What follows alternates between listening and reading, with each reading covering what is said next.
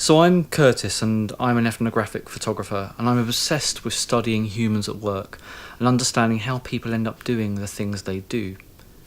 I'm going to start by sharing a bit of one of those stories from my Beyond Work project about a man called Andy who I met at 5:15 one chilly October morning, which is around 30 minutes after he got up, as he did 6 days a week for 37 years. Andy's a postal worker, and postal work's a tradition in Andy's family. His dad, 2 uncles, a brother and a cousin, they're all postmen. When I photographed him, he was in his 65th year of life and ready to retire. Andy's had many roles over those 37 years, but the one he's done for the last few years has seen him spending his days in an 8-metre square room called The Cage. It's a windowless room, and I asked Andy about his ideas about work, and I was struck by an acceptance that work for him was just a means to an end. He saw work as a thing you had to do to pay the rent and put food on the table. One of the things I enjoyed about spending time with Andy, though, was the camaraderie that had obviously built up over the years. And when I asked him about this, he said it was the only thing he'd miss about the job, which he described as not particularly demanding, a chore, and something you go in, you do, you come home, you get up, and you do it the next day.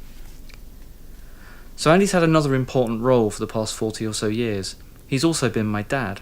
And spending that time with him in the 8-metre square cage reminded me of my childhood, never seeing him and hating him for that. I realised the sense of duty work was to him, how hard he'd worked and how invisible that had been to me during my childhood. And that childhood was spent here, living on Donald Hall Road on the Bristol estate in East Brighton, the place I spent the first 20 years of my life. I grew up in a family of 4, mum, dad and my twin brother Simon, and the fact that we were twins was a surprise to everyone, including my mum, who woke from a cesarean to 2 babies rather than 1. And as you might imagine, this surprise also meant 2 extra mouths to feed, 2 children to clothe, 2 excitable babies to try and get to sleep. I can only imagine the physical, mental and financial pressure this put on my mum and dad. Fortunately, the state stepped in. Within a few months of being born, we were given this damp ground floor flat on the Bristol estate. So this next photo is a view of the flats from my school field.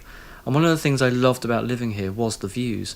When I was 11, we moved across the road to 93, and we had a 5th floor balcony that overlooked East Brighton and the marina. There was lots of green space and places to play, and it felt pretty cool to be living here. But around this time, during my teenage years, we began to realise that our mum was suffering from mental illness. So Simon and myself spent our teenage years trying to care for our mum whilst our dad worked long hours at the post office. And this had a big impact on my life, most notably my schoolwork. When it was time to sit my GCSEs, I turned up to the exams knowing I'd probably fail them all. I was wrong. I passed drama. But in that last year at school, an amazing thing happened. A music teacher invited some DJs and musicians to spend a day at our school. They brought with them samplers, drum machines and all sorts of equipment, and they let us play in all this stuff. I felt like I walked onto the set of Tomorrow's World or Top of the Pops and realised there and then that I wanted to make music. This is a photo of me aged 16, standing in the car park at Basvic Sixth Form, I was resitting my GCSEs, but within 3 months I'd been thrown out. But it didn't matter to me because I had a plan, a kind of plan. I stayed in touch with that music teacher, Kevin Hayter, and he became an informal mentor, lending me equipment and generally just believing in me. He suggested Simon and myself apply for a Prince's Trust grant, and he supported us in that application. And 6 weeks later, to our complete surprise, we got a call to say we'd been given £1,600. And we spent that money on musical equipment, spent a year teaching ourselves how to make music, and within that year signed our first record deal. I still remember the day the first record we made turned up in the post, the smell of fresh vinyl with sounds and music I'd made on it, and we couldn't believe our ears when we heard John Peel playing it on his Radio 1 show one Friday evening.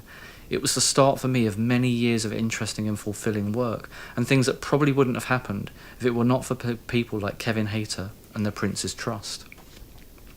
So for the next phase of Beyond Work, I want to create an intervention that would have helped the 15-year-old me. I'm going to go back to the place I grew up to observe, photograph and unearth the needs of people there now. As well as discovering the areas in need, I know there'll be a whole load of amazing good things already happening that can be amplified. One PCT study showed that if you're a man living in East Brighton, your life expectancy drops by 7 years compared to the average in Brighton. 40% of children are living in poverty, and these kind of things need to change. And so I'm going to work together with the local residents and existing groups to help them document their lives and tell their story. And once we've done all the observation and research, I'm going to set up an alternative job centre. It will be really different to the ones that you find at the moment in the back alleys of the UK, and it will take a long-term approach to work life instead of just being interested in getting people off benefits. It will look to unearth latent talent in people, and it will support them to make the most of that talent. It will consider well-being, fulfilment, health, family life, dreams, and other things outside of work.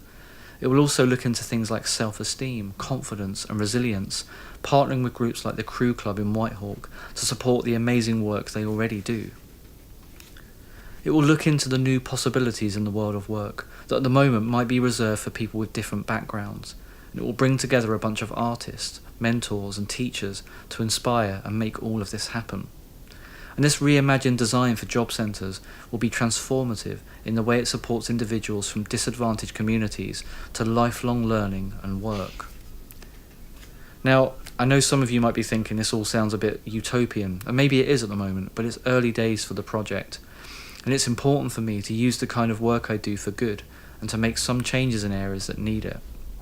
Work and life are better when there's diversity. It opens up perspectives, challenges preconceived ideas, and creates opportunities for amazing new things to happen.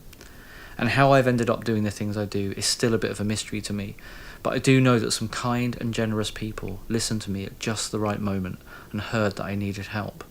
And I want to give someone else that amazing feeling I had when that smell of fresh vinyl wafted out of the envelope. It was a feeling that I could do anything.